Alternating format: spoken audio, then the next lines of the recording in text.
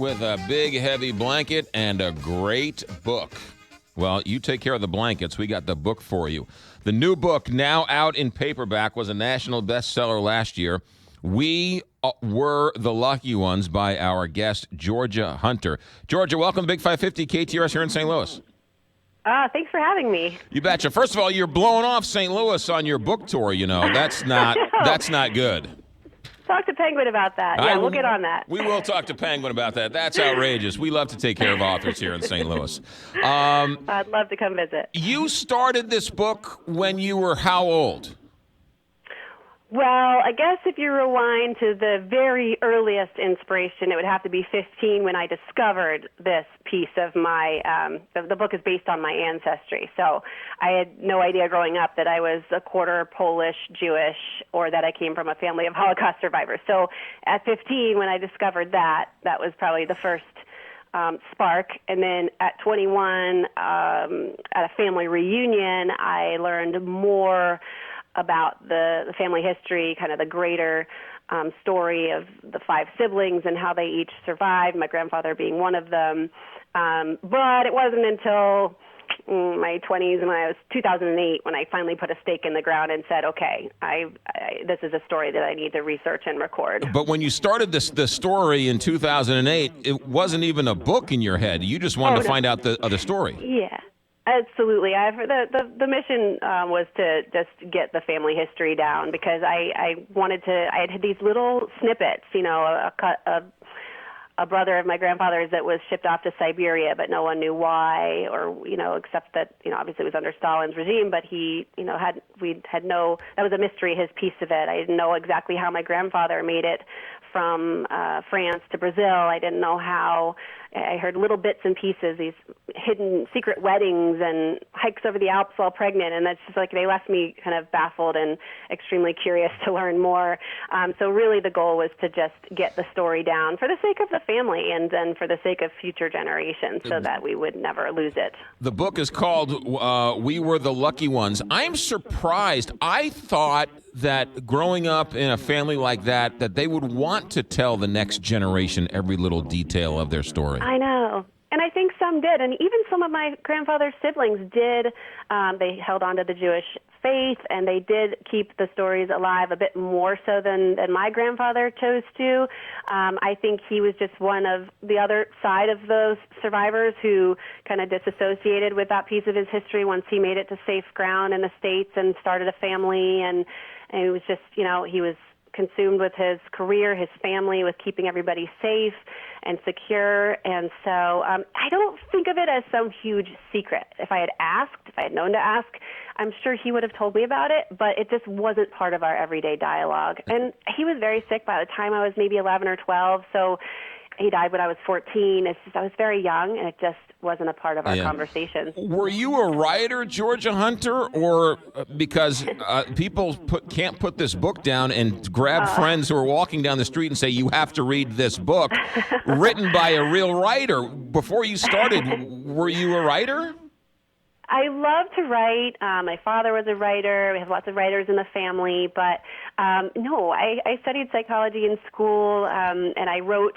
I did take creative writing classes, and I took some workshops and such. And I've always had a passion for writing. And then I did embark on a career as a copywriter a few years before starting off on the book research. So I write for, you know, travel outfitters. I'll help write their marketing materials. But this is a little bit of a different beast. So this is certainly the first foray into novel writing. Georgia Hunter is our guest. It is a national bestseller, and everybody is reading this book. It's called We Were the Lucky Ones. Now, you wrote it as a novel or a historical fiction, right? So correct. Explain the difference and explain why you did it that way as opposed to a nonfiction story. Sure, and I thought really hard about penning it as nonfiction because I'd spent so many darn years researching it, and it really, every storyline, every narrative in the book, who was where and when, is based on truth, is based on what I was able to uncover. But what I felt like the story was missing were the details that weren't passed down, that I had to imagine, like the dialogue, what were they saying, thinking, feeling. And even the stories that were passed down were done with, were conveyed with such kind of a black and white and way and with such stoicism that I felt like, okay, great. You may be able to talk about being in the back of a truck and getting shot at as you're trying to cross the German border, but with levity or, Right. with stoicism, but what did it actually feel like to be there? And another relative, Felicia, who I was able to interview, she was a year old. She had amazing, vivid memories. She spoke about her mother, my grandfather's sister, as like this purely perfect heroine, as she was and should be, who saved her life on multiple occasions.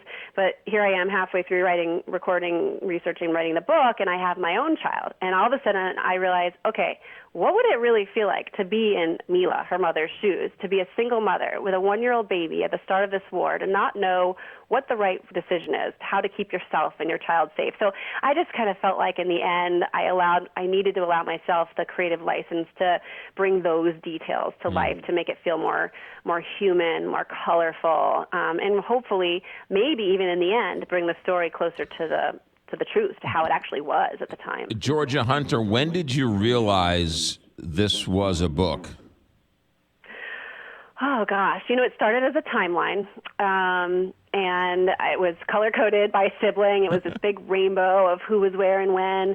And then I eventually realized, okay, if I'm going to try to piece this together, I could have just left it at that. I've got the story. Here it is for the family. We can put it on a blog. But then I realized I just couldn't wait to kind of bring some of the scenes to life. So I'd dash off these one scene or a chapter. And in the early stages, I probably had 20 saved documents. And finally, I thought, okay, there are enough pieces here. There's enough. The story itself, what makes it so unique isn't just one of the storylines. It's all 5 of them put together, or 6 of them, including the parents. So I have to figure out a way to weave these together in a way that's digestible. I mean, it's hard. It's got a lot of characters and they cover a lot of ground. So that's when I realized if I'm going to do this, I need to really do it right. And then it involved like piles and piles of sticky notes and note cards and trying to figure out how to do that. The book is called We Were the Lucky Ones. Georgia Hunter, our guest, was a national bestseller, now out in paperback starting yesterday. Your grandfather is a main character in the story. Correct. And he died when you said when you were 14. After researching all of this, what question would you like to ask him now that you didn't know to ask him before? Oh, my gosh. I would want to know the more personal piece of it. Like, I was able to uncover the places where he was and how he was able to, I found out that he was able to get an illegal visa in France to get out of France to get to Brazil, things like that. And I know he was engaged on the boat that took him to Brazil eventually. Luckily, he didn't marry that woman, but I actually was able to track her down and sit with her and interview her, which was amazing. But it would probably be less about the history and more just how did it feel to be 26 years old and realize one day you're living in France, you're kind of living the dream, you're composing your music, you're an engineer, you're successful, and one day you get a letter from your mother saying, don't come home for Passover, it's not safe anymore. And sure enough, you're stuck. And then for the next 7 years of your life, you lose touch with that family. How would that feel? I just, I tried to imagine it. Yeah. I know how it would feel if it were me, but I'd want to know sort of those more personal details. How did you track down his old fiance? It is such a long story. I'll try to tell it very quickly. There's a book written about this ambassador, Salzadantas, who did issue many, many illegal visas to refugees trying to escape France. I tracked down the author of it, and he's Brazilian. He lives in Rio, and sure enough, in the back of the book, there's a list of people, and my grandfather was one of them. And just below my grandfather were the name of 2 women, Eliska and Gustava Lobirova. And I remembered that my grandfather's fiancée, who he remained friendly with, was Elizabeth Lobier, and that she was traveling with her mother. So sure enough, those were those were their names listed in the back of the book, along with my grandfather, and through the great World Wide Web, I was able to find a church newsletter where Eliska was referenced in her maiden name, and find her in Chapel Hill. So that was pretty amazing. Yeah. What was it like, Georgia? A debut novel for you, and it sort of went viral. Books have a hard time selling these days. People have the attention span of a gnat. and for this book to sort of find a voice. And people, I mean, little stories of people running people down saying, you must read this book, right? I mean, that's a pretty nice compliment to you and the work. It's very surreal. Just hearing you say that is surreal. Because it's so personal, and the impetus from the very beginning was always to write it for the family, and for my kids and their kids and so on, to have it. So to know that it's in the hands of so many people and that it's resonating with so many people is, oh my gosh, it feels amazing, of course. But I have to pinch myself quite often, to be honest. What movies have the movie rights been sold yet? I've got an incredible film agent who is very excited to get it out there. So we'll see. So nothing yet. Nothing yet. Yeah, nothing yet. All right, good. Fair enough. We'll see. Now, what about the next? What are you working on next? Is there a second story? Is there a second follow-up to this? I thought hard about kind of taking one character and expanding their story, because I really could. I could write a book about just my grandfather's, time on the boat full of refugees trying to escape Europe. But I think I've put my family story. I think I did the best I possibly could, and I'd like to continue with the historical fiction genre. I love it. I love taking a time or place or person and bringing them to life in a way that feels really kind of relevant and modern. So I think I'll go down that route when I'm back from my book tour. All right. The Georgia Hunter is the author. The book is We Were the Lucky Ones. Where did the title come from? It is verbatim, actually. It came from a relative. We were at that family reunion that I mentioned, sitting around a table after dinner telling stories, and at the end of the evening, Felicia, who I mentioned was a year old at the start of the war, she's my grandfather's niece, she was there, and she looked around the table with all the cousins and this big family, and she said, it's really a miracle that we're all here today. We really shouldn't be here today. And then she kind of paused and she said, we were the lucky ones. And obviously that stuck with me. And I like that it's a title that offers a bit of hope with a very dark subject. Obviously it's the Holocaust. There are many, many books out there, but I think one of the things that makes my story unique is the ending and the sort of the more. It has those heavy pieces, but it also is a story of hope and love. Now, that family reunion was when you were 21. Yes. So you had the title for your book long before you even knew you had a book. Yeah.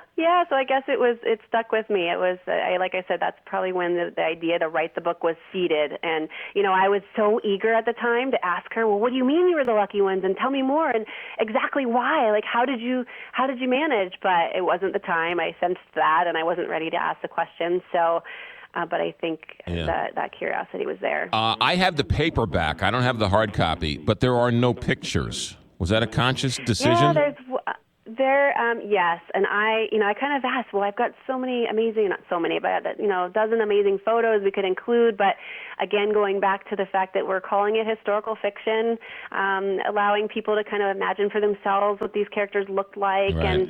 And that was a decision we made. But I will say, if you're interested in seeing some real life photos, I have many documents, photos on my website, georgiahunterauthor.com, because I tracked my research way back from 2008. I've got blog posts about what it was like to go interview Felicia, and then on to Rio and my findings there. And because people kept asking me about my piece of the story, and I knew I wasn't going to live in the story, but that people were interested in that process, that journey of discovery. So I cataloged all of it. So if you're interested, you can go to the blog, you can search by name, by place, and a bunch of photos and documents will come up. The book is called We Were the Lucky Ones. Georgia Hunter, our guest and author. She is blowing off St. Louis this trip. But I'm so sorry. When the movie comes out and you win all the awards, I know it's at some point you'll make a stop in St. Louis. Yeah, Georgia, absolutely. Good luck with the book, and thanks for checking in.